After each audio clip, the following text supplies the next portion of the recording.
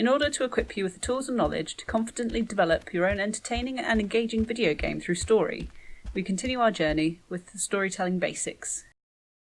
Let's start with an important distinction in games: story light and story rich. This will help you in determining what kind of game you are looking to create and what depth of story is needed for your game. This is a matter of judgment, one influenced by the kind of game you are creating. Not all games are story-driven. Some games have a certain appearance and style that suggests a story backdrop, a puzzle game that looks futuristic for instance, but beyond that there might not be much story.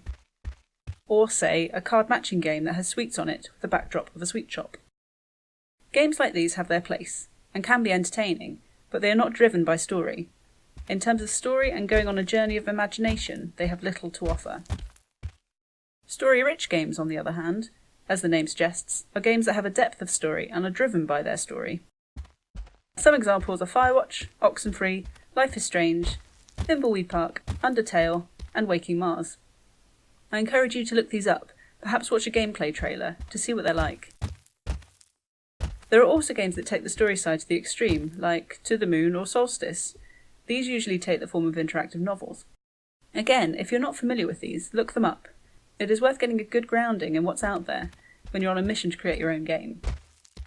This course will focus on story-rich games, but many of the lessons can be applied to other game types. To give you an overview of the basics of storytelling, and to start to build an idea of how to create a story-rich game, in this section we will be exploring what our destination looks like, what it is we're aiming to achieve, the creation of a rich story world, which we will break down into its component parts, the difference between story, plot and narrative, and the importance of structure.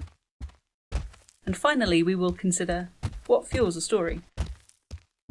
The next video considers what a story world is.